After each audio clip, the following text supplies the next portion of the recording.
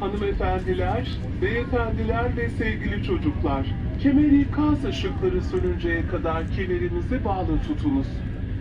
Tüm elektronik cihazlarınızı kullanabilirsiniz. Uçak park pozisyonuna ulaştığında başüstü dolaplarını açarken dikkatli olunuz. Yolculuğunuzun iyi geçmiş olduğunu umuyor ve sizlerle yeniden karşılaşmayı diliyoruz. Star Alliance üyesi Türk Hava Yolları ile uçtuğunuz için teşekkür ederiz.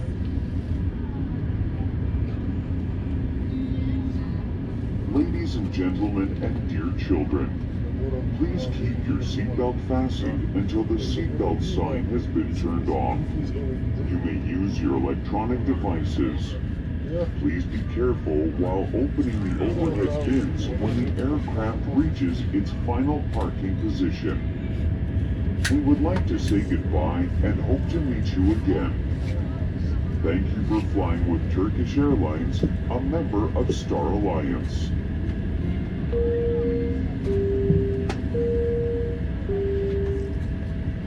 Sayın yolcular, uçağımız henüz park yerine ulaşmamıştır.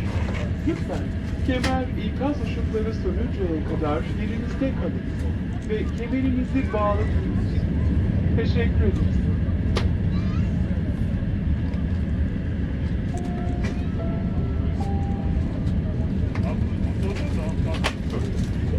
Ladies and gentlemen, our aircraft has not reached its final parking position.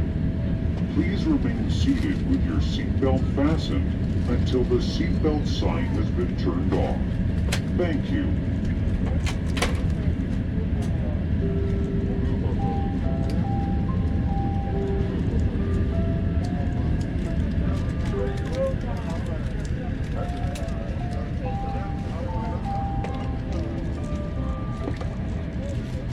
Sayın yolcularımız, uçakta inerken koridordaki sosyal mesafeyi korumak için önünüzdeki sırada oturan yolcuları beklemenizi rica ederiz.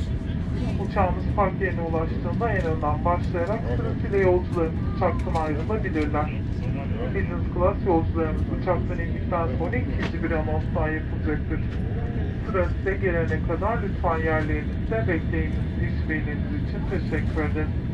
Dear passengers, in order to maintain social distance, please wait for the passenger sitting in front of you. On our aircraft reaches its parking position, our passengers may leave the aircraft starting from the front row. The second announcement will be made after our business class passengers leave the aircraft. Please remain seated until it's your turn. Thank you for your cooperation.